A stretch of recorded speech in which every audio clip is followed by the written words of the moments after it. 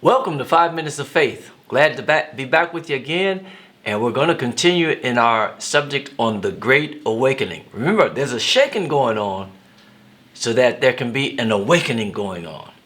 God is awakening that sleeping giant. I believe we're on the threshold of the greatest move of God ever recorded in history, the greatest harvest.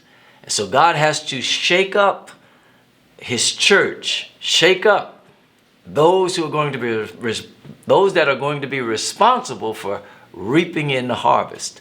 So we looked at last time Romans, how the whole creation is groaning, and how that perilous times are here because men have become, and how the thief has come but for to steal, kill, and destroy, but Jesus is here to bring life, and to bring life more abundant. The offer for Zoe life is still here. It's a matter of who you choose. You know, I ask our church in this time of this plague and this lockdown, whom do you say that Jesus is? Is he still the Christ that delivered you out of sin? Is he still the God that can meet your every need? Is he still Jehovah Jireh, Jehovah Nisi, Jehovah Sidkenu, Jehovah Shalom? Does he still sit high and look low? Is he still in control? Is he still sovereign in your life?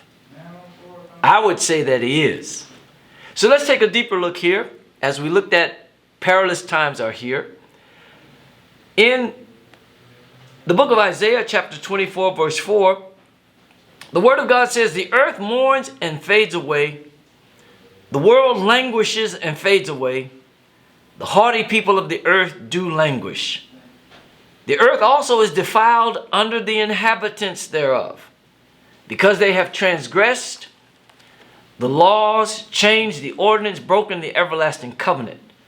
Therefore hath the curse devoured the earth, and they that dwell therein are desolate." There's a judgment. There's a judgment that's coming upon the earth. Simultaneously, God is judging his church. Judgment must begin at the house of God.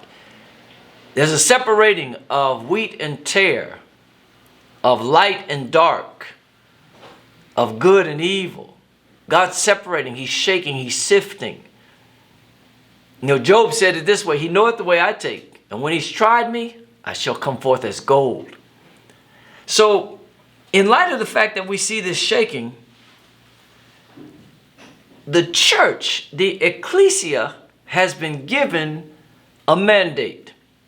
Sometimes we're just waiting on God to move when, in essence, God has given the church the authority here in the earth. And I believe this: the movements of the domain of darkness that we're seeing now must be stopped by the ecclesia, by the church. Not necessarily the government. Thank God they play an important part. All the different things that they're doing and programs they're putting in place, the stimulus checks, all these things are helpful. But I believe this battle is a spiritual battle, and that the church alone is equipped to win, to wage the war in the spirit realm and stop this flood of darkness.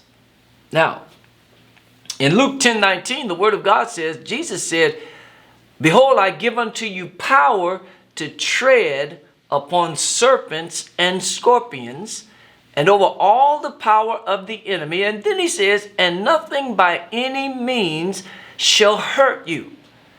Now, these are promises from God.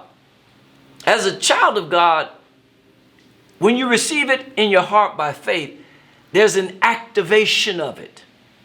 Faith, James says, without works, without corresponding action, without sowing of a seed into the ground, faith without works is dead, like the body without the spirit. So the church must activate the word of God. He said, "I give you power to tread upon serpents and scorpions and over all the power of the enemy." This is not of God.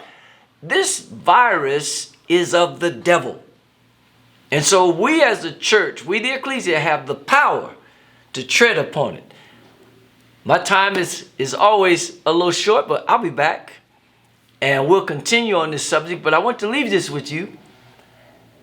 Jesus said, I've given you power, dunamis, exousia, authority to tread upon serpents and scorpions and over all the power, whether seen or unseen, all the power of the enemy, and nothing by any means shall hurt you. So stay with me. We're talking about the Great Awakening. Till next time, remember, you don't need a whole lot of faith. Exercise the faith you got. God bless you.